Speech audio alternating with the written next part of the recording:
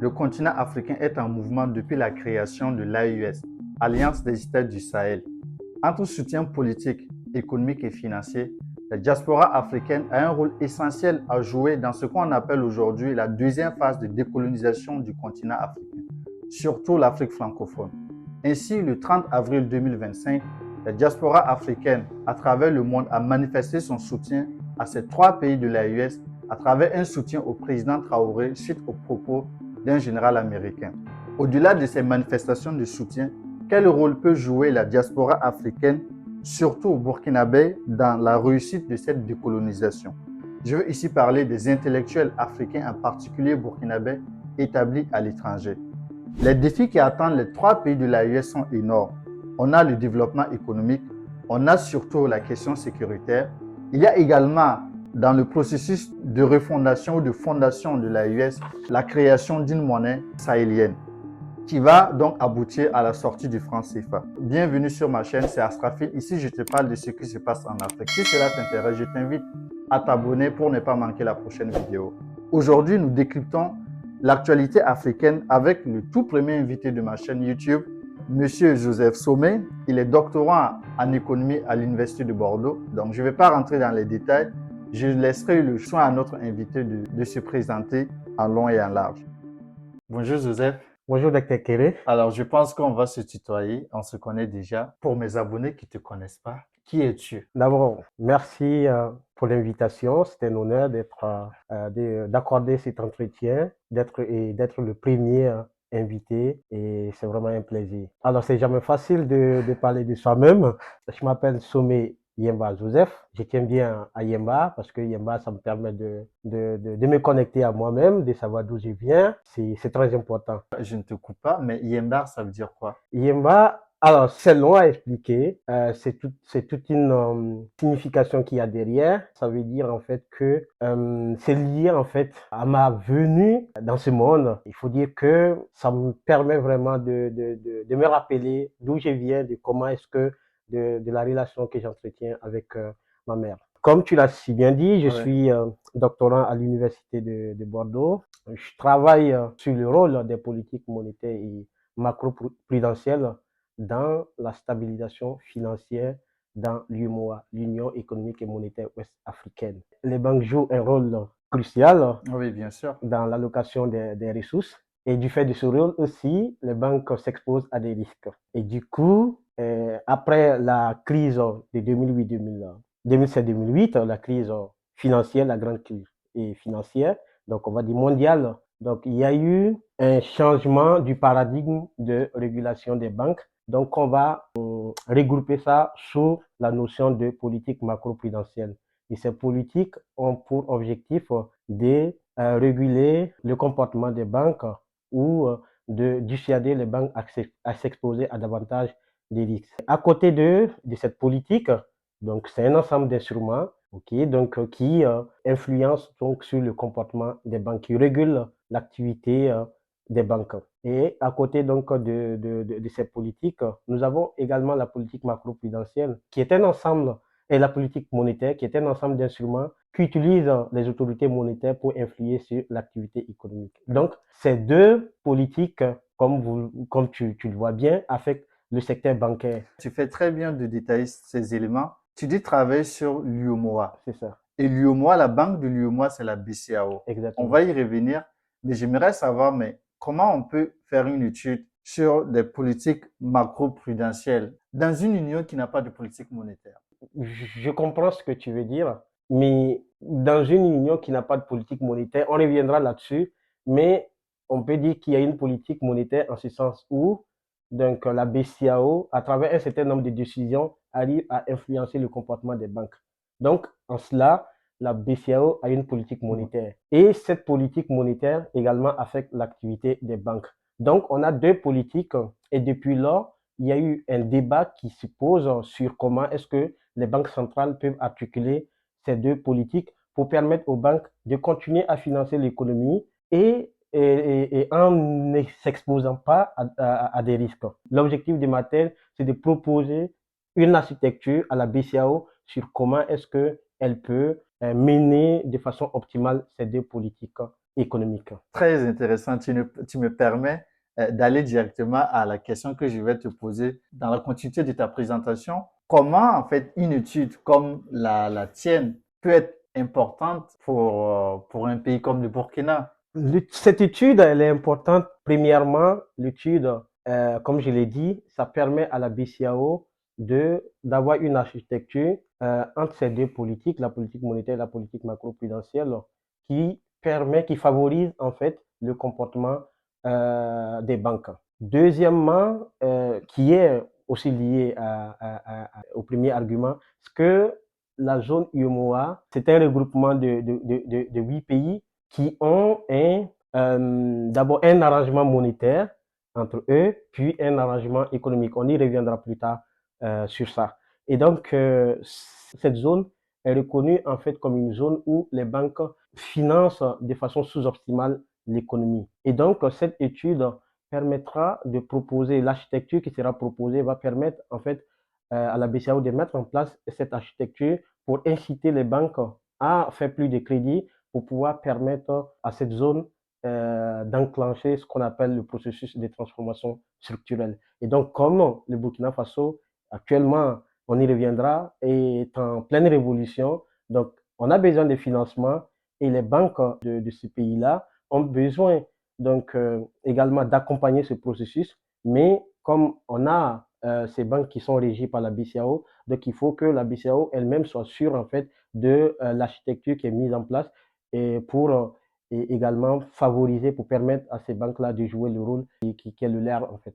Donc, si je comprends bien, cela voudrait dire que la BCAO peut potentiellement utiliser en fait les résultats que tu vas trouver à l'issue de ta thèse pour mener des politiques d'accès au crédit. Ou peut-être l'AUS pourrait également s'inspirer de cette étude, bien vrai que c'est sur les pays de l'UEMOA, pour aussi mener une politique d'accès au crédit dans son espace. C'est Tout, bien cela. tout à fait, vous avez raison. C'est bien détaillé. Avant de peut-être de conclure sur ta présentation, j'aimerais savoir, est-ce qu'à l'issue de cette thèse de doctorat, est-ce que il y aura une valorisation de cette thèse? Je reçois souvent des messages, ta place c'est en Afrique, rentre en Afrique. Selon toi, est-ce que à l'issue de ce que tu es en train de faire, pour moi, c'est quand même, ça serait une étude vraiment très, très intéressante qui pourrait, voilà, changer beaucoup de choses. Selon toi, est-ce que cette étude sera valorisée?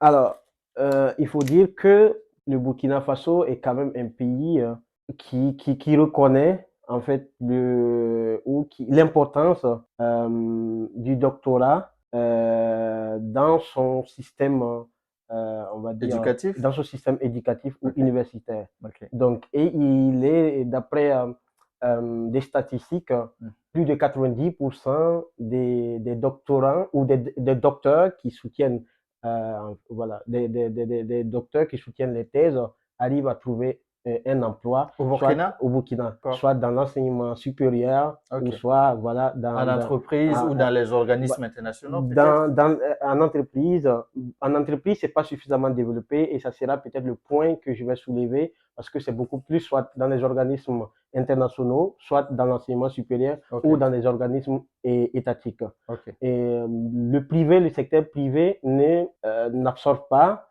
ou ne joue pas pleinement sur le rôle ou ne crée pas assez d'emplois pour les docteurs. Voilà. Donc, Est-ce que on ce peut n'est pas dire, lié au salaire? oui, peut-être lié au salaire, je ne sais pas, Parce mais que les peut-être c'est doctorats lié. aussi, j'imagine que tu vas pas accepter rentrer au pays pour un salaire en dessous de tes attentes. Bah, moi, si j'ai choisi de travailler sur l'Afrique, c'est parce que euh, j'ai Hmm. cette volonté de retourner en Afrique, d'apporter ma pierre à l'édifice. Comme tu l'as si bien dit, l'Afrique est en pleine ébullition, il y a beaucoup de changements, et nous qui sommes dans la diaspora, nous qui sommes sortis, aller apprendre, il faut qu'on puisse aller à la fin de nos études, il faut qu'on puisse retourner pour pouvoir apporter notre pierre à l'édifice pour permettre enfin à l'Afrique de pouvoir et aussi aux pays africains d'être dans le concert des nations, comme on aime le dire. Mais comment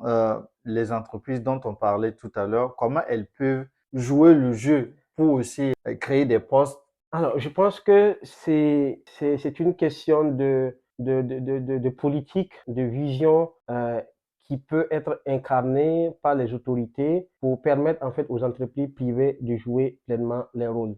Parce que la richesse, il n'y a pas que l'État qui doit faire la richesse, mais il y a les entreprises qui font la richesse. Et si les entreprises veulent faire la richesse, il faut des chercheurs. Donc, il faudrait à ces entreprises-là de se dire, OK, on va pas peut-être se contenter de prendre des études d'ailleurs. Il faut qu'on ait des chercheurs qui vont peut-être développer ou nous proposer des solutions. Donc, faut peut-être que ces entreprises-là puissent avoir cette vision et peut-être avec l'accompagnement de l'État pour favoriser aussi le recrutement des docteurs ou des jeunes qui viennent de finir la thèse.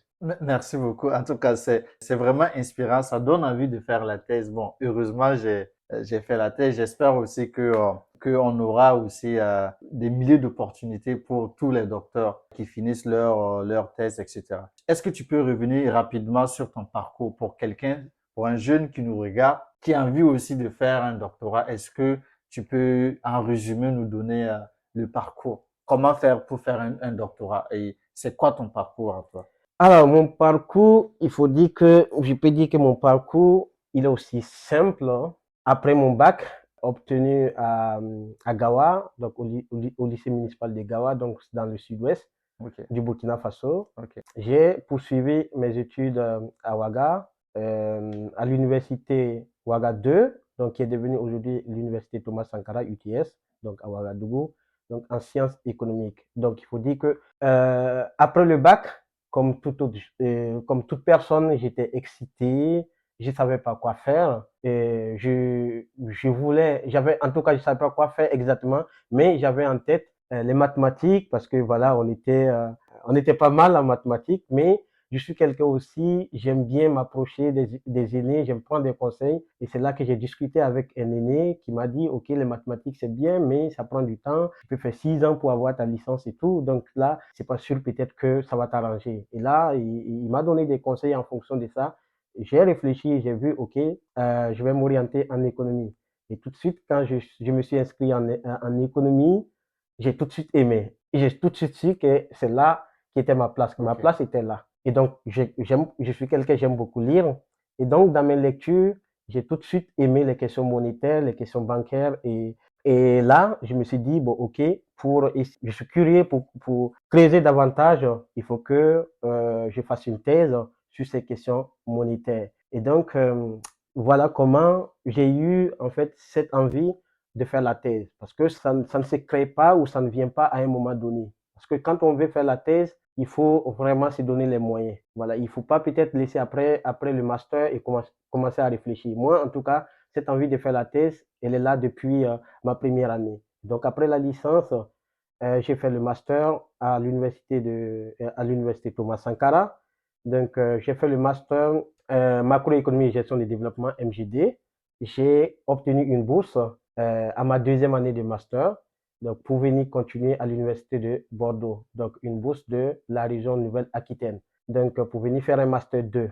Et j'ai également pu soutenir le master ici et j'ai validé en tout cas avec une bonne moyenne, ce qui m'a permis d'avoir une bourse de l'ambassade du SOS-BB, donc la bourse hors Afrique du SOS-BB, pour poursuivre en thèse. Donc, et comme je l'ai dit, donc, je savais sur quoi j'allais travailler, sur les questions monétaires et économiques, et aussi, comme je savais, aussi, et les questions monétaires et bancaires, et comme je savais aussi que je veux apporter quelque chose à l'Afrique, donc tout de suite, je me suis dit, bon, on a une zone qui est à côté, où dans mes lectures, j'ai vu vraiment qu'il n'y a vraiment pas une littérature assez consistante là-dessus, donc il fallait que j'essaie aussi de voir comment est-ce que je peux contribuer au développement de cette littérature. Donc voilà en gros comment est-ce que voilà, j'ai pu intégrer le laboratoire Bordeaux Sciences Économique. économiques donc, de l'Université de Bordeaux. Parcours inspirant. Franchement, bravo pour ce parcours et félicitations. Tu as dit tout à l'heure, tu savais tout sur quoi tu voulais travailler dans thèse. Tu as parlé sur les questions monétaires. Ce qui m'amène aussi peut-être à te demander pourquoi cette question monétaire. Est-ce que ce n'est pas parce que depuis toujours, il y a ce débat, cette divergence au sein de notre espace sur la monnaie de la zone. Enfin, je vais parler ici du franc CFA. Est-ce que ce n'est pas parce qu'il y a ce débat autour de cette monnaie ou bien tu voulais tout simplement parce que voilà, c'est une monnaie comme les autres et que tu voulais travailler sur la question monétaire en doctorat?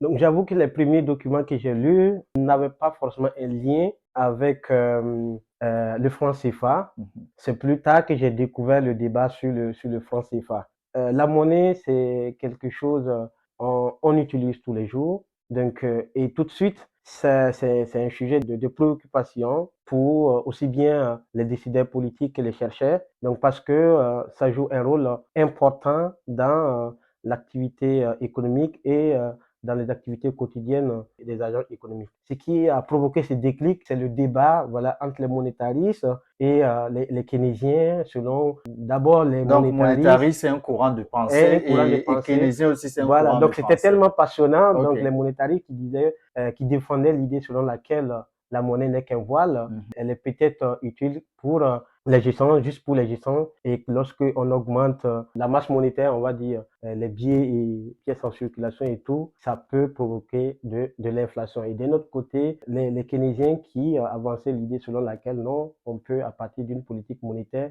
soutenir la consommation et ainsi de suite. Et donc tout de suite et maintenant, le débat, ça m'a plu et je me suis dit bon ok, j'essaie de creuser pour voir qu'il y a dedans. C'est intéressant ce que tu dis. Mais je vais savoir, en fait, si tu peux définir pour mes abonnés qui nous suivent, en réalité, c'est quoi une monnaie en tant qu'économiste qui travaille sur les questions monétaires? Pour faire simple, pour l'attentive qui est au bord de la voie, qui vend ses beignets, etc. Alors pour faire simple, comme tu le dis, pour faire simple, donc une monnaie, on va dire que c'est un instrument qui a d'abord coût légal sur un territoire Coût donné, légal, ça veut dire quoi? c'est-à-dire qui est accepté, donc Ok, qui est, ok, dont les autorités ont dit, ok, à partir de maintenant, vous reconnaîtrez, voilà, cet instrument comme étant cet instrument dans les gestions ou dans les paiements. Donc ok. la monnaie, c'est, on va dire, de façon facile, comme tu l'as dit, c'est vraiment cet instrument-là qui permet donc de faciliter les gestions et donc les paiements. Si je comprends bien, si par exemple sur papier blanc, les autorités du Burkina décident de sortir du franc, ça veut dire qu'à partir d'aujourd'hui, on accepte ce papier, mais ce papier, c'est moi qui l'imprime et que tout le monde doit l'accepter en tant que 1000 francs. Est-ce qu'on peut dire que ce papier est une monnaie? Ça, c'est une définition simple que j'ai donnée pour permettre à tes abonnés, Mhm, ceux qui n'ont jamais entendu parler de la mhm, monnaie, parce que tous les jours, on fait des transactions, tous les jours, on mhm, achète quelque chose, on réalise cette opération-là avec une monnaie. Donc, mhm. c'est pourquoi j'ai dit, c'est tout simplement, le coût légal, c'est très, très important. Parce qu'on verra plus tard que, il y a d'autres monnaies, l'euro, par exemple, c'est une monnaie, mais forcément, au Burkina Faso, tu ne peux pas acheter quelque chose avec. Donc, Ok. ça coût légal et ça permet donc d'acheter quelque chose et le commerçant, il est tenu d'accepter l'instrument qu'on lui donne et également, ça peut aussi servir donc comme instrument de paiement. De façon pédagogique, les économistes définissent la monnaie depuis Aristote à travers trois fonctions. Donc, la fonction d'unité de compte, c'est-à-dire que, comme tu l'as dit, la monnaie permet de dire que, par exemple, ces papiers, ça fait deux francs CFA. Donc, la monnaie permet de donner une valeur à ce papier. D'accord. Voilà, Ok. donc c'est une unité de De compte. compte. OK. Ensuite, la monnaie, c'était l'intermédiaire d'échange. C'est-à-dire, la monnaie permet à quelqu'un qui veut du riz et qui a la monnaie, donc d'aller voir un boutiquier et de lui donner cette monnaie-là et prendre le riz. Et Donc, prendre le bien. Ok. et prendre le bien. Donc, c'était l'intermédiaire d'échange. Et la monnaie, pour finir, la troisième fonction, est une réserve de valeur. C'est-à-dire, la monnaie, si tu as la monnaie et que tu ne veux pas consommer aujourd'hui, donc tu peux la mettre de côté, soit en banque, bon, en Afrique, on thésaurise souvent, soit la mettre sous ton lit, Ouais. voilà, pour pouvoir consommer demain ou investir demain, sous condition qu'il n'y ait pas une certaine inflation qui va dégrader en fait le pouvoir d'achat. Voilà, donc voilà de façon pédagogique comment les économistes définissent une monnaie. Mais moi, à cela, j'ajouterais que tout ça, ce n'est pas... C'est vrai, ça permet de reconnaître tout de suite et maintenant une monnaie, mais ça ne dit pas plus sur, en fait, le rapport qu'il y a entre la monnaie et les individus dans une société. Et c'est en cela que Marcel Mauss disait que la monnaie, c'est un fait social. Parce que quand on utilise une monnaie, il doit avoir un rapport entre cette monnaie-là, entre cet instrument-là et les individus. C'est-à-dire connaître le type du milieu, donc la définition, ça doit prendre aussi en compte le type du milieu ou les individus, donc les rapports qu'il y a entre cette monnaie et les individus. Je te coupe pas par Mm. rapport à ce que tu as dit, le Mm. rapport Mhm. entre la monnaie et ses individus. Mm. Est-ce que tu veux dire, en fait, il faut que les individus, les usagers de cette monnaie se reconnaissent dans cette Dans monnaie? cette monnaie. D'accord, ok. C'est Ok, exactement ça. ok. Parce qu'il y a une certaine, il y a une certaine fierté, il y a Monnaie comme une une identité. identité, c'est une Ok, identité, exactement. ok. C'est ça. Dans cette définition de la monnaie, Mhm, est-ce que, au regard de ce qui se passe mhm, souvent entre les États-Unis et la Chine, oui. est-ce que la monnaie n'est pas un instrument de pouvoir? Est-ce que la monnaie n'a pas de pouvoir? Tout à fait, et exactement. Tu me permets Ouais. de retrouver mon idée. Donc, la monnaie aussi, c'est un attribut de souveraineté, exactement. La monnaie, on doit avoir une certaine souveraineté. Et parce qu'on peut agir sur ça d'une manière ou d'une autre pour faire passer ses idées ou pour faire passer ou pour renverser, voilà, comment on va dire, les rapports de force. Et donc, en ce sens, comme tu l'as dit, la monnaie, c'est effectivement, ça peut être un symbole de pouvoir et on voit comment les États-Unis imposent le dollar Aux autres États. aux autres États. Donc, aujourd'hui, le dollar, c'est, on va dire, la devise qui est utilisée dans les transactions internationales. Et ça, c'est parce que les États-Unis veulent imposer les souverainetés à tout le monde, au reste du monde, que en fait, ils usent de tout ce qui est à leur pouvoir, donc pour pouvoir imposer le dollar. Donc, c'est en fait cette souveraineté qu'il y a dans la monnaie qu'on ne retrouve pas dans certaines monnaies qui peut être vraiment problématique. Tu fais bien de me donner en fait cette possibilité de faire ma transition pour revenir à notre sujet de départ. Mais entre nous, est-ce que le franc CFA a ses attributs? J'ai mon opinion, mais j'aimerais quand même avoir toi ton opinion, toi qui travailles sur l'UMOA. Est-ce que le franc CFA est une monnaie si on regarde ces éléments? Je te répondrai en deux volets. Oui. Quand on regarde les trois fonctions définies par Aristote, Oui, Aristote, oui. oui, le franc CFA est une monnaie. Parce que le franc CFA, ça permet de compter.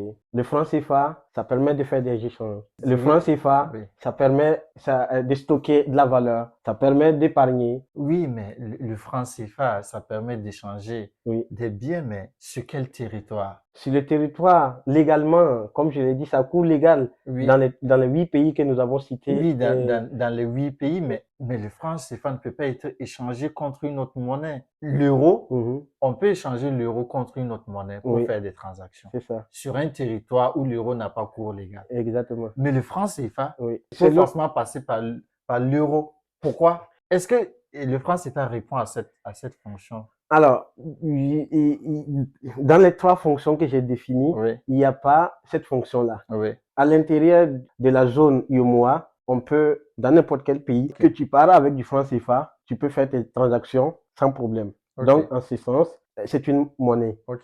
Mais le deuxième volet, qui me permet de faire la transition sur le deuxième volet, le franc CFA n'est pas une monnaie. C'est catégorique, mais le franc CFA est, comme monnaie, À des limites? a des limites. Ok. Premièrement, comme tu l'as dit, bon, peut-être pas ça d'abord. D'abord, le franc CFA, ce n'est pas une volonté d'un pays africain, donc des pays qui l'utilisent, il faut dire pour préciser.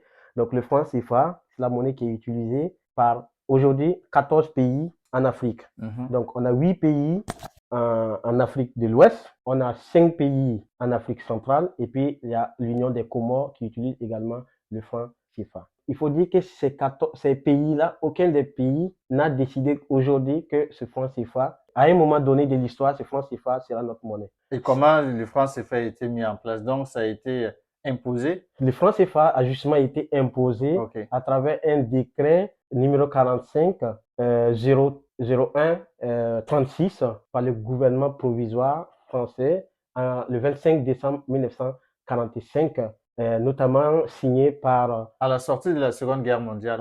à la sortie de la Seconde Guerre mondiale, donc signé par le général de Gaulle, président du gouvernement provisoire, en ce temps, Front National de Libération, je pense, ou voilà, je ne sais plus. Voilà.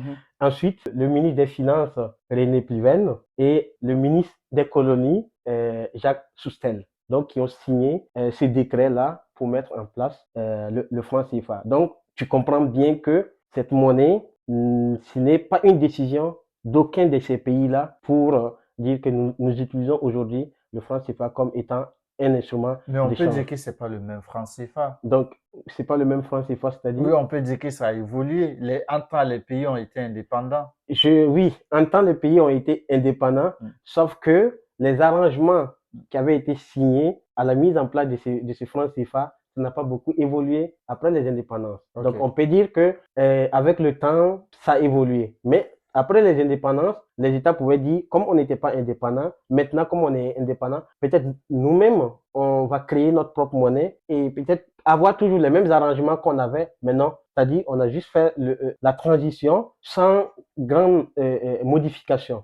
Donc, c'est ce qui est problématique. Donc, c'est-à-dire, ce symbole de souveraineté dont on parlait, on ne retrouve pas ça dans le franc CFA. Le rapport qu'il y a entre les individus et la monnaie, ce rapport-là, on ne retrouve pas, on le retrouve pas dedans. Parce que, au contraire, quand tu as le franc CFA, au contraire, ça te rappelle de vieux souvenirs.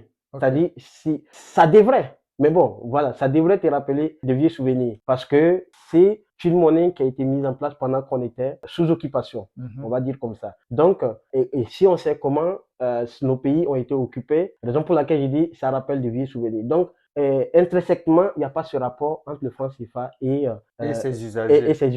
Et ses usagers. Et le troisième élément que je vais ajouter, c'est en fait, pour répondre, là, ça me permet de répondre à ta question, le fait que le franc CFA ne peut pas être échangé dans un autre pays en dehors des zones dans laquelle il est utilisé. Alors, donc, il faut dire que il est décidé que le franc CFA soit fixe par rapport au franc français et ensuite par rapport à l'euro. Et donc, de ce fait, le franc CFA est convertible en euros. Ok, on peut convertir donc le franc CFA en euros, tout comme l'euro peut être converti en franc CFA. Mais ce qui en soi n'est pas mal, parce que on a des régimes dans la littérature économique, on a bien des régimes d'échange fixe, ce qui est bien le cas ici. Ce qui est un peu peut-être problématique, c'est que normalement, le franc CFA qui est fabriqué en France, normalement, ce franc CFA on devrait pouvoir échanger ce franc CFA, peut-être pas dans d'autres pays, mais en France, oui. En France, on devrait pouvoir échanger ce franc CFA contre du franc français ou contre de l'euro. Mais pourquoi ce n'est pas possible? Pourquoi ce n'est pas possible? C'est beaucoup plus politique. Ok, donc pour des raisons politiques, c'est beaucoup plus politique. Donc, ce qui veut dire qu'en réalité, l'accord en fait entre la BCAO et les autorités françaises, c'est pas la Banque de France, c'est le ministère de l'économie et des finances de la France. Exactement. Qui a un accord avec la BCAO. À travers le Trésor public français. Est-ce que cela ne constitue pas une limite aussi du franc CFA? Exactement. C'est ce qui fait que quand on dit que le franc CFA est véritablement une monnaie, il y a beaucoup qui sont en fait réticents ou en fait ça dérange beaucoup parce que l'architecture du franc CFA telle qu'elle est ne peut fonctionner qu'à travers le Trésor et public français. Travailler sur les questions monétaires, ayant parcouru une littérature sur beaucoup je n'ai pas encore vu ce type d'arrangement. Ce qui pose problème, c'est que il y a 4 principes qui caractérisent le franc CFA. Le principe de la fixité du franc CFA par rapport au franc. Parité fixe du franc CFA par rapport à l'euro. Ensuite, la garantie ou la convertibilité illimitée. Si ces pays manquent en fait des devises pour pouvoir, par exemple, faire des importations, le Trésor français s'engage à leur donner ce manque-là, l'argent dont ils ont besoin pour réaliser cette transaction. C'est ce qui fait que à tout moment, un commerçant X qui a du franc CFA et qui veut importer de la Chine, s'il arrive à la BCAO, si la BCAO n'est pas à mesure de lui donner cet argent dont il a besoin, la BCAO est obligée de voir le Trésor pour lui dire je veux Oui, je veux des de la devises, devise voilà, pour qui les est là. citoyens qui veulent faire une transaction. Et donc, cela suppose que, en fait, la BCAO n'a vraiment pas de devises. Donc, normalement, pour pouvoir réaliser cette transaction, le Trésor français doit effectivement donner l'argent dont la BCAO a besoin pour que ce client ou ce citoyen puisse réaliser sa transaction. C'est arrivé où le Trésor public français a effectivement a fait jouer cette garantie-là. D'accord. Voilà. Donc, mais ce qui a beaucoup plus étonné, ou là où on attendait le Trésor public français, c'est en 1994 où les pays étaient vraiment en difficulté, où ils avaient besoin de devises pour importer, et le Trésor n'a pas fait, n'a pas On engagé. les a demandé Donc, au contraire, on leur a demandé de faire une de dévaluation. dévaluer la monnaie. Voilà. Ok. Donc, pourtant, ça pouvait être évité si le Trésor français leur accordait, faisait jouer tout simplement cette On ne sait pas garantie-là. non plus pourquoi le trésor français, c'est une question politique une fois de Voilà, plus. une fois de plus. Oui, mais bon, C'est le ça. troisième Donc, principe, le troisième principe, c'est la libre transférabilité des capitaux, c'est-à-dire des entreprises étrangères qui sont installées dans la zone UEMOA, donc peuvent facilement rapatrier les bénéfices sans contrainte. C'est-à-dire, on ne peut pas les contraindre de rapatrier ou on ne peut pas refuser ces entreprises-là de rapatrier les capitaux. Parce qu'il ok. y a certains pays où, en fait, ces capitaux, j'ai tenu de réinvestir ces capitaux et non de les faire sortir. Mais voilà, à travers cet accord, les entreprises peuvent facilement transférer donc les capitaux en dehors de cette zone. Et aussi à l'intérieur de la zone, par exemple, un commerçant ou un entrepreneur burkinabé qui est en Côte d'Ivoire peut facilement rapatrier Donc, avec ce principe, on pourrait dire que c'est un principe qui est favorable aux idées, aux investissements directs étrangers. C'est d'ailleurs l'un des arguments qui est avancé par les défenseurs du franc CFA, qui est l'attractivité en fait de la zone, de Ouais. la zone. Alors qu'en réalité, lorsqu'on a regardé les chiffres sur les IDE, on voit que la zone UMOA, le stock d'IDE reçu par cette zone est faible par rapport au stock d'IDE reçu par le Ghana, par exemple. Oui, Et ce qui met un bémol, oui, en fait, cet argument. oui, à cet argument. Voilà. Et donc, Permets-moi de revenir en arrière par rapport à ce que tu as expliqué tout à l'heure. Puisque, entre-temps, la France est passée du franc CFA à l'euro. Mais au niveau du franc CFA, comment on est passé du franc CFA converti au franc français et du franc CFA converti à l'euro? Et pour revenir à la question précédente, je pense qu'il y a un principe qui a manqué, Ouais. qui manque. En fait, il y a la parité fixe entre le franc CFA et le franc français, puis par la suite l'euro. Il y a la libre transférabilité, il y a la convertibilité illimitée, et puis il y a la centralisation des réserves de change. C'est-à-dire que les pays de cette zone-là, ils étaient tenus de déposer l'ensemble de leurs réserves de change au trésor français. Un exemple tout simple. Un exportateur burkinabé qui exporte son coton aux États-Unis, qui reçoit $10. Ces dollars, la BCAO récupère ces dollars, qu'elle va aller déposer la totalité au trésor français et à concours donne le montant en francs CFA à l'importateur. Donc ça veut dire que toutes ces devises-là, tous ces dollars sont déposés au trésor français. Puis par la suite, ça a évolué à partir de 1958 à 50% et depuis 2019, c'est 0%. Donc la BCAO n'est plus tenue de déposer ses réserves de change. Voilà. Mais c'est aussi une sorte pour les pays, par exemple, le Burkina Faso peut manquer de devises, ok, et du fait de cette centralisation, le Burkina Faso peut utiliser des devises appartenant à la Côte d'Ivoire ou appartenant au Mali ou appartenant, voilà. Donc c'est aussi un avantage de Mais cette même si on centralisation. sort du franc CFA et qu'on crée une autre monnaie, cela peut continuer de fonctionner. Cela peut fonctionner. Oui, entre Les États peuvent faire ça entre eux. ça, bien Par sûr. exemple, dans le cas de l'AES, si Oui. l'AES venait à créer une monnaie, Oui, les trois pays de l'AES peuvent le faire. exactement. Ok, Les trois parfait. pays de l'AES peuvent Ok. le faire. Oui. Maintenant, est-ce que tu peux revenir sur la question?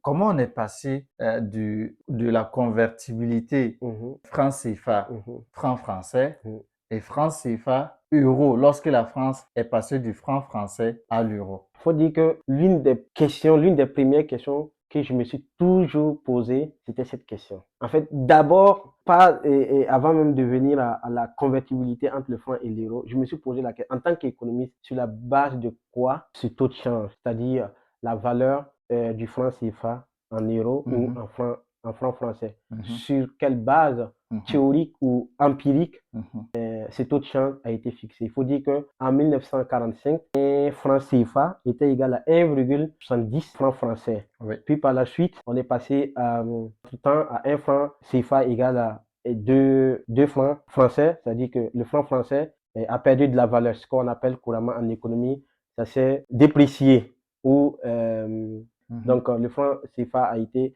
on va dire, a perdu de la valeur, dévaluation lorsqu'on a un Ouais. régime d'échange fixe, ou dépréciation lorsqu'on a un régime d'échange flottant ou flexible. Voilà. Et donc, la date, je ne sais plus exactement, mais on est passé de 1 franc français est égal à 0,02 francs CFA. C'est-à-dire, un franc CFA égale à 0,02 francs français, c'est-à-dire un franc français est égal à 50 francs CFA. Puis, donc, ça veut dire à la base, on avait une monnaie qui était plus le forte franc que le franc français. Voilà. Et après, il y a eu une inversion de situation. Oui, et en 1994, il y a eu une dévaluation de 50% du franc CFA, c'est-à-dire un franc français était égal à 100 francs CFA. Donc, c'est-à-dire un franc CFA est égal à 0,01 franc français. Voilà. Et maintenant, donc ça, c'est cette question que je me suis posée. Je me suis toujours posé, mais sur quoi? Sur quelle base? Sur quelle base? Et c'est quoi la réponse? Jusqu'à présent, j'ai pas pas de de réponse. réponse. Je pense qu'on n'aura pas la réponse. Hein. Ce sont des questions politiques. Ce sont des questions politiques. Ce sont des questions politiques décidées certainement par des économistes avec un plan derrière. Donc, nous savons très bien. Peut-être, oui. Oui, je pense que bon, quand même, on va peut-être le dire. Enfin, c'est vrai qu'on va pas rentrer dans les détails, mais à la base, cette monnaie n'a pas été créée pour les Africains. C'était une monnaie créée pour exploiter les pays africains. Ça, oui, clairement. ça, on peut le Après, dire. il y a eu une évolution où certes. On peut le dire sans langue de bois. Oui, je suis d'accord. Oui. Et peut-être pour expliquer pourquoi c'était comme ça, pourquoi en 1945, un franc CFA était égal à 1,70 dans les échanges. Lorsque un pays a une monnaie forte, c'est très difficile pour ces pays-là de pouvoir vendre ses produits à l'extérieur. Et du coup, comme la France voulait écouler ses produits vers les colonies. Oui, donc c'est dit lorsque vous la avez France une monnaie avait forte, une monnaie faible. Oui, la France avait une monnaie faible, donc ce qui lui permettait faciliter l'exportation. Et de l'autre côté, il y avait des gens qui avaient un pouvoir d'achat élevé, donc ils pouvaient facilement importer. Donc voilà, je ne dis pas que c'est la seule explication, mais l'une des explications, c'était en quelque sorte pour permettre à la France de pouvoir écouler ses produits. Mais c'est une explication importante Voilà. parce qu'aujourd'hui, on voit les États-Unis qui accusent la Chine d'avoir toujours une monnaie faible pour pouvoir exporter ses produits. Donc, voilà, c'est un argument quand même assez solide. Exactement. Mais est-ce que très rapidement, tu peux aller sur le passage? Et du coup, en 1998, je crois bien, en 1998. Oui, le passage à l'euro. Le passage à l'euro, ça s'est fait. En tout cas, l'euro a commencé à circuler en 2002. Oui, en 2002. Voilà, mais le passage à l'euro, on va dire, en 1999, je pense que la zone euro, en son temps, donc, avait décidé de convertir, en fait, de convertir toutes les monnaies nationales qui existaient en euros. Les ministres se sont réunis au Gabon, sous la houlette, bien sûr, de la France, pour décider de ce qui allait advenir du franc CFA, parce qu'il y a beaucoup de questions qui se posaient. Est-ce que le franc CFA allait dévaluer? Est-ce que le franc CFA allait, et comment est-ce qu'on passe du franc français au franc CFA, étant donné qu'il n'y aura pas il y aura plus le franc français et que c'est l'euro qui va circuler en France. Donc, les chefs d'État se posaient cette question. Donc, pour tuer le coq dans l'œuf. Le coq dans l'œuf. Donc, la France a convoqué les ministres pour. Parce que tu veux dire que les pays africains avaient espoir qu'ils allaient avoir cette indépendance monétaire. Je ne sais pas, est-ce qu'ils avaient envie? Ça, c'est une question. Mais en tout cas, ils se posaient des questions. Peut-être il y avait certains qui avaient l'espoir. Peut-être oui, peut-être certains qui avaient l'espoir. Mais donc, la France convoque cette réunion à Libreville où la France, ils décident que, bon, quand je dis ils vont, je suppose que c'est pas. Si elle a dit qu'ils ont accepté, c'est que tout le monde est dedans. Donc, on décide que la parité entre l'euro et le franc français va permettre de déterminer la parité entre l'euro et le franc CFA. Et en son temps, 1 euro était équivalent à 6,55 957 francs français. Et comme 1 franc français était égal à 100 francs CFA, si tu multiplies 6,55 957 par 100, tu as 1 euro est égal à 655, sans aucune base économique. C'est des calculs mathématiques sans réflexion économique. Oui, mais c'était aussi une sorte de ne pas dévaluer la monnaie. Parce que si on faisait évoluer le taux de change, on pouvait dire, bon, peut-être 1 euro est égal à 1000, à 1000 francs. 1000 francs CFA. Donc, en ce moment, on On aurait va une nouvelle dévaluation. une nouvelle dévaluation, ce qui pouvait peut-être, je pense que c'était pour éviter ça qu'on a maintenu, voilà. Mais, encore une fois, il n'y a pas de base théorique ni Ouais. empirique qui a Ouais. permis de fixer ça. D'accord. Oui. Alors, merci beaucoup pour cet éclairage. On a très bien compris. Je pense que ceux qui nous suivent vont se faire une idée sur les manigances et tous les systèmes francs CFA et comment on est arrivé jusqu'à là. Mais aujourd'hui, on est en 2025. Selon toi, tu as eu peut-être la chance d'aller peut-être voir de près le fonctionnement de cette monnaie, de voir un peu comment cette monnaie facilite l'accès au crédit, finance nos économies. Est-ce qu'il faut en sortir ou bien il faut rester? Je dirais que c'est une question piège. D'abord, elle est politique. D'abord, elle est politique. Comme tu l'as dit, les économistes ont fait leur travail. Travaillant sur ces questions, d'abord, il faut se dire, il y a plusieurs arguments. Il y a plusieurs arguments. Il y a ceux-là qui défendent le franc CFA, qui disent que, par exemple, le franc CFA, ça permet une stabilité macroéconomique. L'inflation, on maîtrise donc l'inflation. Ça permet une certaine attractivité des investisseurs dans ces zones. Ça permet le développement des pays qui l'utilisent. Donc voilà en gros 4 arguments que mettent en avant et surtout l'argument de stabilité macroéconomique qui est en tout cas l'argument phare qu'ils mettent en avant. Mais une autre question, c'est qui les détracteurs et se posent la question, ben ok, si le franc CFA favorise la stabilité, à qui profiterait cette stabilité? C'est une grande question. Parce que c'est vrai que la ménagère qui est au fin fond de Dori, qui s'élève des mains et qui se préoccupe pas de la valeur de sa monnaie, c'est une bonne chose. Parce que la monnaie est fixe. Ça, c'est une bonne chose. Mais est-ce que cette ménagère ressent cela de façon significative dans son assiette? J'en suis pas sûr. Donc ça, c'est un premier argument. Un deuxième argument, c'est en fait déconstruire l'idée selon laquelle le franc CFA favoriserait le développement. Parce que quand on regarde le développement, en fait, on a l'impression que les pays qui utilisent le franc CFA sont peut-être en train de s'éloigner du niveau de développement qu'ils avaient dans les années 1950. Donc, ils reculent. En quelque sorte, on peut dire ça. On a une sorte de recul. On a une sorte de recul du fait que le franc CFA, dans son architecture actuelle, ne permet pas un financement optimal des économies. Donc, il faut en sortir.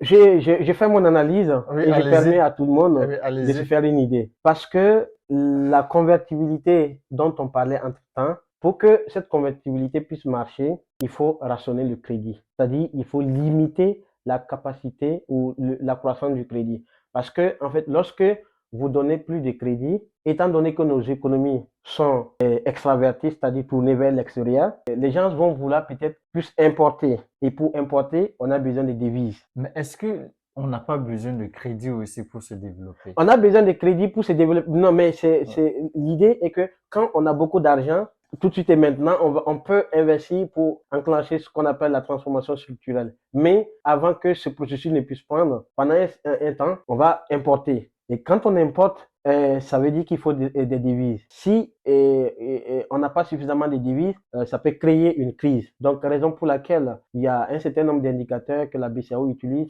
notamment en termes de réserves de change, il faut avoir ce qu'ils appellent la couverture monétaire. Les réserves de change que détient la BCAO, ça doit couvrir 20% de la masse monétaire, c'est-à-dire soit environ 3 mois d'importation. Donc, les réserves de change qu'on a, ça doit permettre, en tout cas à cette zone, d'assurer 3 mois d'importation. En deçà de ça, ça veut dire qu'il y a problème. Donc, la BCAO fait des ajustements pour régler ça avant que, voilà, une situation ne se pose, une crise ne se pose. Donc, ça, c'est le deuxième. Donc, ça veut dire que, en quelque sorte, avec ces francs CFA, on ne peut pas réellement faire du crédit, autant de crédit dont on a besoin pour pouvoir se développer. Donc, ça, je pense que c'est vraiment le principal argument des détracteurs. Donc, c'est l'argument qui met à terre le franc CFA. C'est l'argument qui met à terre le franc CFA. Parce que la part du crédit dans le PIB, ça tourne autour de 20%. Environ 20%. Environ 20% dans cette zone. Alors que, par exemple, en Chine, elle est de l'ordre de 180%. Dans l'Union européenne, ça tourne autour de 60 60-70%. Ouais.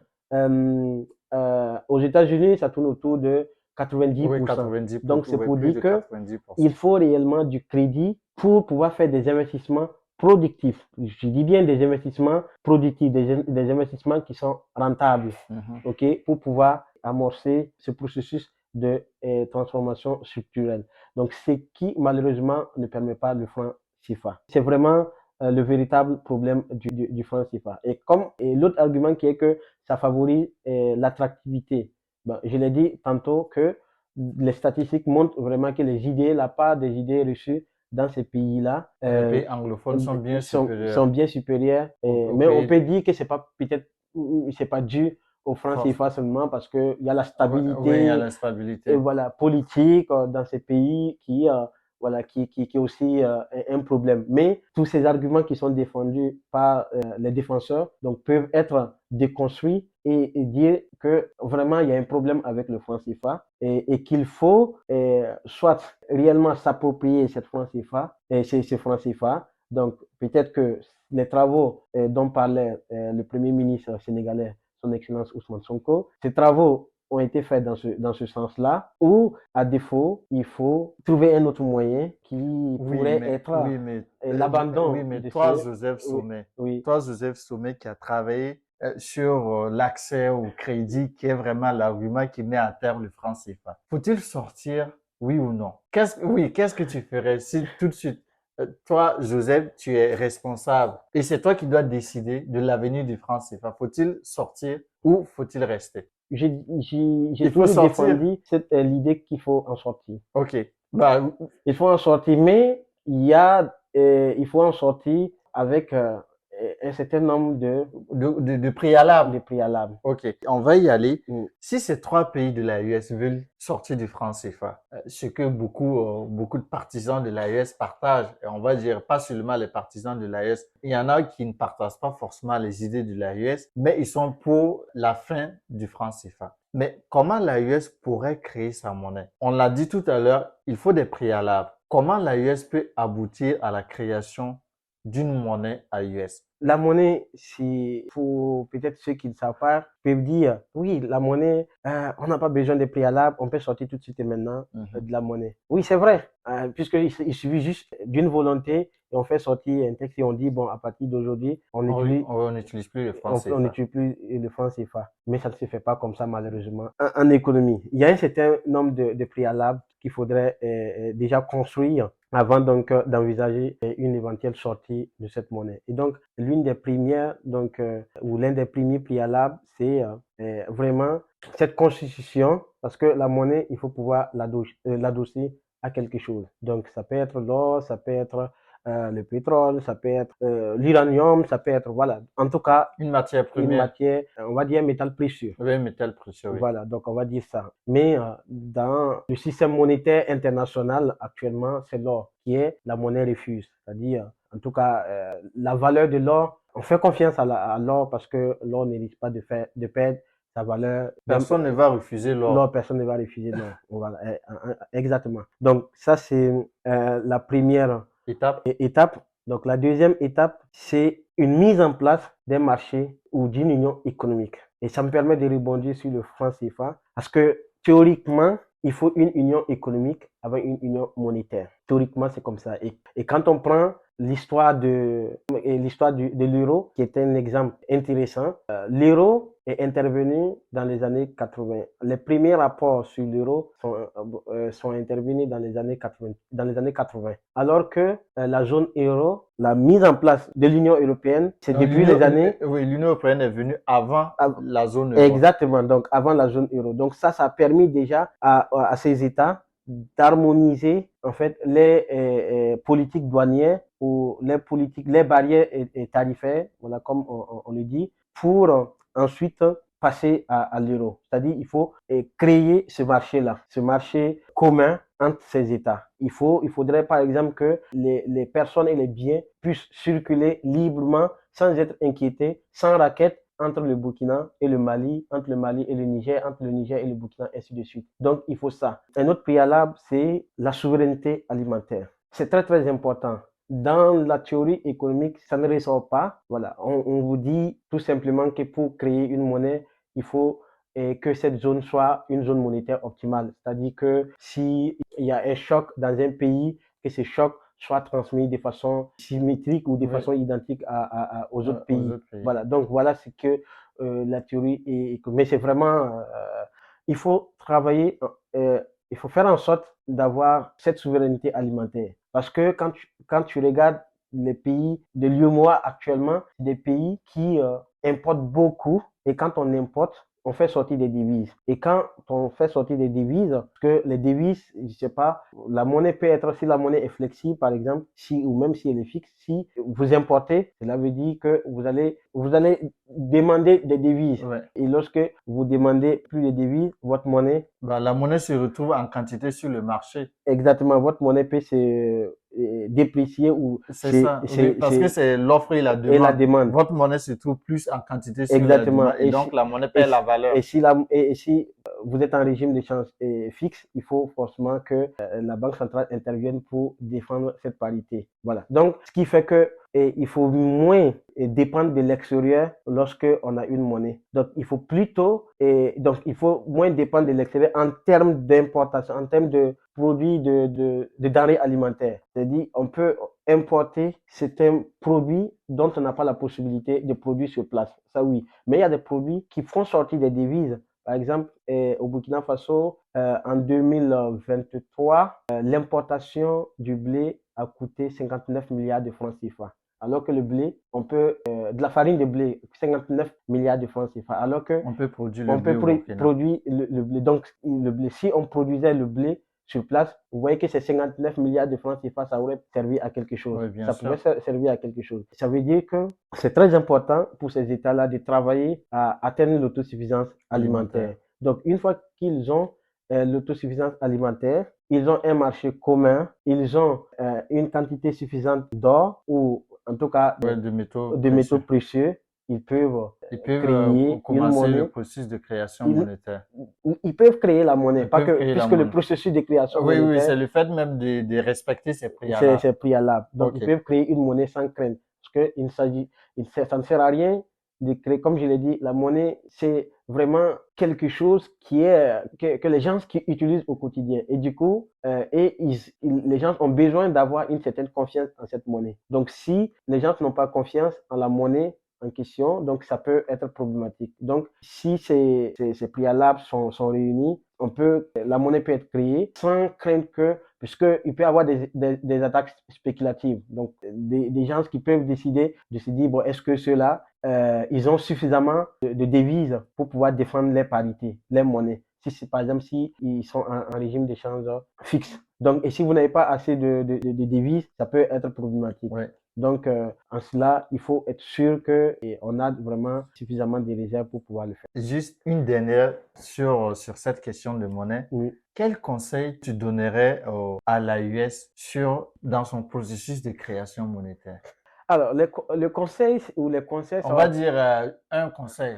ça Un va, conseil que tu trouves, le premier conseil que tu trouves vraiment capital. la prudence. La prudence. La prudence, C'est-à-dire, c'est-à-dire que pas se précipiter. il faut pas faire les choses de façon précipitée. Comme je l'ai dit, on a les conditions préalables que je sais qu'ils savent. Ils ont Oui, ils ont des des économistes, experts oui, qui des travaillent experts qui là-dessus. sont, oui, Voilà. qui Et travaillent donc, sur le raison pour sujet. laquelle je les appelle à plus de prudence. Je dis ça en regardant l'histoire. Parce que Ce qui s'est très passé au souvent, Mali, très souvent, en nous, Guinée, les intellectuels, on oublie souvent l'histoire. Et quand on oublie l'histoire, ça peut souvent nous rattraper d'une manière ou d'une autre. Donc, ce qui s'est passé en Guinée, ce qui s'est passé au au Mali, Mali, ce qui s'est passé au Togo, on peut de multiplier manière tragique au Togo. de manière tragique, malheureusement, au Togo. Ouais, On peut multiplier à suffisance ouais. ces exemples.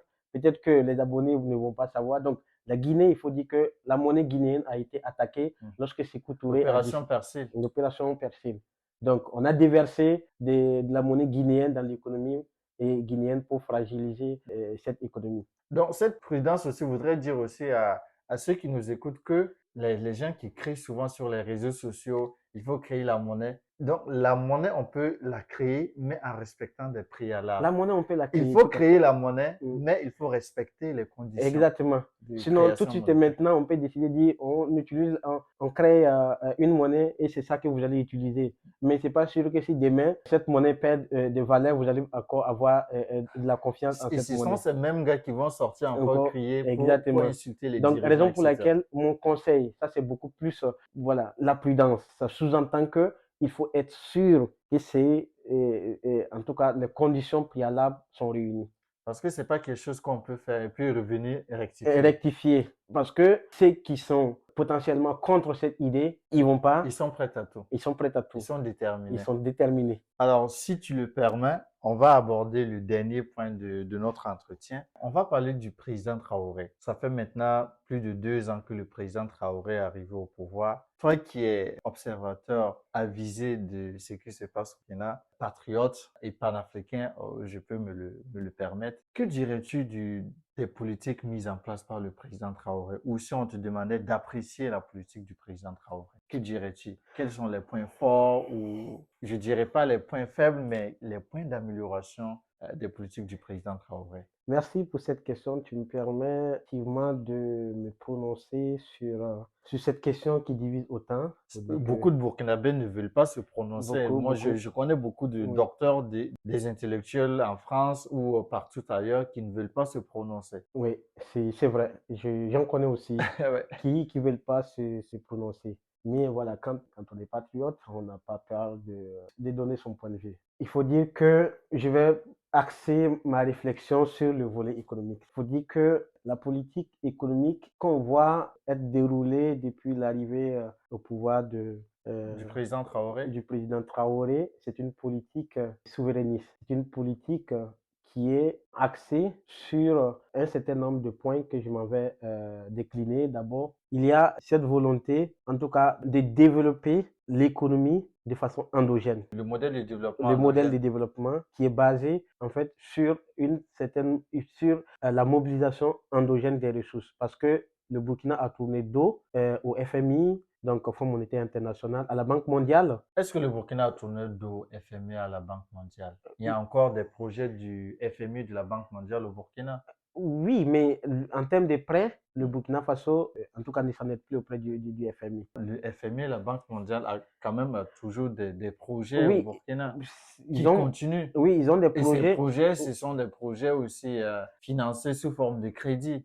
Peut-être oui, Oui, des crédits qui sont octroyés, oui. mais sous certaines conditions. Oui, bon, Voilà, oui, peut-être pas que sous ces conditions, le Burkina peut-être veut se faire respecter. exactement. Oui, ouais, Sur ces conditions, ouais. le Burkina Faso essaie de se faire respecter Mhm. auprès de ces institutions. Mais ce qui est plus intéressant à voir dans ça, c'est cette volonté, en fait, en tout cas, mobiliser les ressources de façon endogène. Donc, on voit notamment la mise en place de l'APEC, l'Agence pour la promotion de l'entrepreneuriat communautaire, donc qui facilite cette mobilisation endogène, c'est-à-dire les Burkinabés qui contribuent à bâtir leur économie par la mise en place des usines, des entreprises, etc.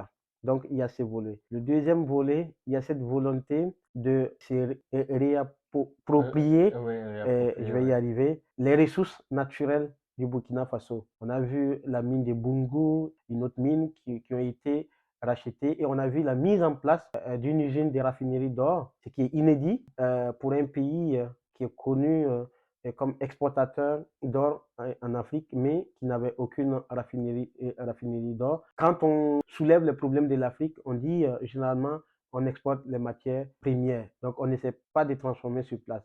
Donc ce que le président Traoré essaie de faire. Donc ce qui est une très bonne chose parce que la transformation structurelle, ça viendra par ça, par la capacité à construire un secteur primaire fort, donc pour atteindre l'autosuffisance alimentaire et la mise en place des entreprises, des usines pour pouvoir transformer les produits issus de Du secteur du primaire, secteur primaire. Donc, c'est en cela qu'on peut parvenir donc, transformation structurelle. voilà, que la transformation structurelle peut se mettre en place et aussi voilà, le développement industriel. Donc, on a cette volonté-là de développer l'industrie du pays. Donc, on a vu la mise en place de l'usine de transformation de la tomate et le secteur privé est beaucoup plus impliqué donc avec les jeunes et la mise en place de la transformation du blé, donc ainsi de suite. Il y a beaucoup d'usines qui sont mises en place. Donc, et le troisième volet que je trouve intéressant, c'est cette volonté aussi de travailler pour l'autosuffisance alimentaire. Le développement d'un pays, ça passe nécessairement par l'autosuffisance alimentaire. Il faut que les gens puissent manger à à leur leur faim, fin. voilà, et pour pouvoir travailler, pour pouvoir inventer, même, on ne peut pas inventer quand on a faim. On ne peut pas réfléchir quand on a faim. Donc, il faut qu'on puisse manger à notre faim et puis pouvoir donc réfléchir. Donc, en quelque sorte, je peux dire que la politique économique du président Traoré est en ces 3 points. Et quels sont les points d'amélioration? Certainement, bon, c'est un humain et tout n'est pas parfait. Peut-être qu'il y a des recommandations que, en tant que chercheur, tu peux aussi lui faire. Oui, toutes ces actions ne peuvent réussir que si on arrive vraiment, parce que nos pays aussi, sont des pays qui sont gangrénés par une forte corruption. Ok, la corruption. Il y a la corruption, il y a vraiment un certain nombre de comportements qu'il faudrait vraiment essayer de bannir Mais il y a dans les... beaucoup d'efforts quand même qui Oui, est fait depuis son arrivée pour essayer de juguler en exactement, fait il y a cette des efforts qui corruption, sont même faits. si on sait que la Oui, mais corruption, il faut pas dormir sur les lauriers pour dire, voilà, on n'y ouais. a pas encore, tant que, c'est vrai qu'on ne peut pas faire zéro corruption, même dans tous les pays, il y a la corruption, Mhm. mais en tout cas, il faut parvenir à maîtriser parce que si on arrive à assainir vraiment les finances publiques, ça peut donner un coup de grâce à ces politiques. Il y a la corruption, donc il y a les détournements des fonds qu'il faut aussi tout faire pour maîtriser. C'est pas des limites en soi, mais c'est des recommandations. Mais est-ce qu'il y a encore des détournements de fonds? Bon, Ah, peut-être qu'il y en a, mais ça se voit de moins en moins. oui, ça se voit de moins en moins. Tu sais Je me que, rappelle à l'époque, on appelait les caméras pour quand même voler. oui, tu sais que l'être humain aussi, quelqu'un qui s'adapte à la situation. C'est sûr qu'il y a d'autres tuyaux qui ont été mis en place C'est vrai. pour contourner tout Mais ce qui est là. Donc, c'est pour dire, je pense, il faut toujours ouvrir l'œil et le bon œil toujours. Et voilà, pour pouvoir continuer de mettre la pression sur ceux qui détournent l'argent, hmm, les deniers publics. je pense que pour justement aussi limiter le détournement des deniers publics, la solution aussi, c'est la digitalisation. J'ai C'est travaillé sur ce que je pense que ça permet aussi exactement, voilà. de limiter Euh, le détournement des fonds publics. Exactement. Donc, la digitalisation, lorsque les gens sont trop en contact avec l'argent, ils vont être tentés de soutirer quelques billets. Mais lorsque tous les paiements sont faits en ligne, les impôts sont payés en ligne, tout est fait en ligne, c'est un peu moins compliqué de détourner ces fonds-là. Donc, il faut effectivement travailler dans ce sens. On voit bien qu'ils sont vraiment engagés dans cette dynamique et voilà, c'est à encourager. Ils doivent continuer dans ce sens. Dans ce sens. Mm. Nous sommes presque à la fin de cet entretien, mais comme je te l'avais dit, je te donne une carte blanche pour aborder un sujet que voilà, je n'ai pas eu peut-être à te poser comme Mm. question, ou si tu veux qu'on parle d'autre chose. Bon, peut-être avant de revenir à ça, les limites, je trouve que l'éducation, pour moi, c'est quelque chose. C'est vrai qu'il a cette volonté, mais pour l'instant, on continue d'enseigner aux enfants de l'école primaire que le Burkina Faso est un pays pauvre. C'est des choses qui continuent. Donc, il faut aller vite dans On, la réforme de l'éducation. Exactement. On continue de dire on continue de citer certaines personnalités qui normalement ne devraient pas être citées dans le système. On continue d'enseigner l'histoire de certaines personnalités qui ne devraient pas être enseignées. Après, ceux qui ont participé à la colonisation ou L'utilisation au pillage du du continent. Burkina Voilà. du Il continent faut, ne doit pas être enseigné dans il nos faut, écoles. il Ou faut peut-être les enseigner, mais aussi avec, en disant la vérité, pas en tronquant pas en l'histoire. troncal. Il faut que l'histoire soit écrite par les Burkinabés eux-mêmes. Mhm. Il faut que la vraie version, parce que quoi qu'on dit, chacun raconte l'histoire en sa faveur. Donc le Mhm. chasseur, il va jamais dire que le lion a été plus fort que lui. Mhm. Voilà, il viendra dire que Oui, il a tué le il a lion. tué le Ouais. lion. Voilà, donc c'est toujours comme ça. Il y a aussi la valorisation. C'est vrai qu'il essaie de faire la valorisation des cultures. Ça ne doit pas être juste pour venir juste commémorer cette journée, mais je pense qu'il faudra puiser dans ces valeurs-là pour bâtir l'économie. Dans nos cultures, on a souvent des chants communautaires. Et ça, c'est des choses qui peuvent être utilisées. On peut s'inspirer de ça. Voilà, je sais pas, mais on peut s'inspirer de ça pour pouvoir, par exemple, Peut-être faire des travaux d'intérêt général. faire des travaux d'intérêt général. Oui, la solidarité, Oui, c'est tout ça. ça, voilà. Parce que l'État, c'est pour tout le monde. L'État, c'est pour tout le monde. Ouais. On peut dire que les Burkinabés ont compris qu'ils doivent se battre pour eux-mêmes. Et quand on voit, par exemple, Faso Mebo, on voit que c'est des Burkinabés eux-mêmes Mhm. qui contribuent à la réalisation de ce projet, à la mise en place de ce projet. Ça montre que les Burkinabés ont compris. Donc, aujourd'hui, la véritable limite que je vois, c'est toujours l'histoire qui est racontée, toujours ce qui est enseigné à l'école. Et aussi, le rôle que jouent les intellectuels dans les prises de décision. Est-ce qu'il y a des think tanks qui sont mis en place qui conseillent, c'est-à-dire quand on veut prendre une décision, est-ce qu'on s'appuie sur vraiment un travail scientifique qui est basé aussi bien sur nos valeurs, nos réalités, mais aussi sur des faits? C'est votre responsabilité en tant que chercheur Oui, aussi. je le sais, mais actuellement, il y a des chercheurs Oui. qui sont prêts à se donner le meilleur d'eux, voilà, pour faire des propositions. Donc, ces chercheurs doivent être associés à ce processus-là. Avant de continuer sur la carte blanche Mhm, que je t'ai proposée, mhm, je dirais, je vais me permettre aussi de donner peut-être une limite, mais moi, la limite, ce n'est pas du côté du président de la République, mais je pense que c'est plutôt au niveau de son équipe. mhm, Je trouve que le président travaille énormément, il se donne énormément. Je pense que les ministres doivent faire beaucoup plus d'efforts au niveau de la communication. Il y a certaines décisions souvent qui sont prises, ou il y a certaines activités qui sont menées, mais on ne les retrouve pas, c'est banal, hein, mhm, sur les sites des différents ministères. mhm. On ne les voit pas. C'est vrai. Donc, il faut à chaque fois que le président sorte dire qu'on a fait ceci. Mhm, Il mhm. faut à chaque fois que le président dit qu'on fasse ceci. Mais Exactement. le président ne peut pas tout faire, en C'est fait. exactement. Et si tu regardes même première quinzaine de journées patriotiques où les ministres sont allés balayer partout, mais ça a été imposé. Mhm, Ça a été imposé et chaque ministre s'est débrouillé pour trouver un coin pour aller nettoyer. mhm, Et quand tu vois ça, tu vois la main du président derrière. mhm. Tu sens que c'est le président qui a demandé à ce que chaque ministre trouve un coin pour aller nettoyer, pour Bon, on n'est montrer pas dans les l'exemple. secrets de Dieu, mais Oui, on n'est bon, pas dans le voilà. secret de Dieu, mais ça Mais se sent. Ça c'est, sent vraiment la main du président oui, partout. Je pense que en fait, l'équipe doit accompagner.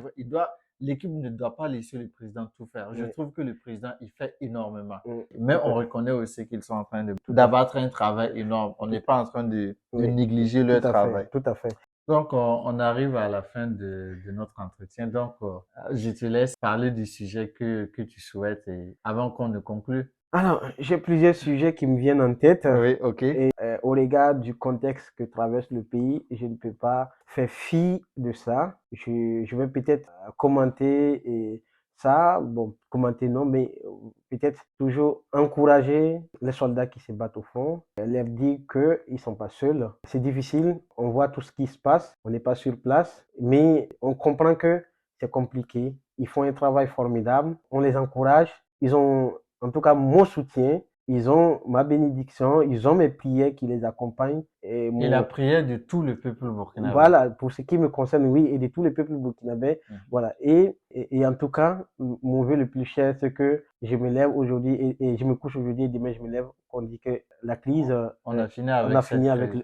avec le terrorisme. Donc c'est pour leur dire beaucoup de courage. Le pays, tout pays, quand on prend l'histoire des pays, la plupart des pays sont passés par là. La plupart, c'est dans cette situation qu'on construit réellement une nation. C'est dans cette situation qu'on reconnaît vraiment les patriotes. Et eux, tout chacun joue un rôle à sa manière. Et ils sont devant avec les armes. Il y en a qui sont à Ouaga, qui sont à Bobo, qui sont à Dori, qui sont à Weiguia, qui travaillent pour faire tourner l'économie, pour que voilà, On puisse alimenter la guerre. on puisse alimenter la guerre. Donc c'est tout vraiment le peuple et en tout cas le peuple burkinabé qui doit se mettre comme un seul homme, les encourager. Et la guerre, on a des pertes, on a aussi des victoires. Et ces pertes, ça peut démoraliser certains, mais l'histoire est ainsi faite. Voilà, on perd, mais il faut trouver encore de l'énergie pour pouvoir répartir au front. Et en tout cas, on sait que ils font beaucoup, mais il y a encore beaucoup à faire. Que voilà, Dieu les protège dans leur noble mission. C'est une noble mission, c'est un réel plaisir de défendre sa patrie.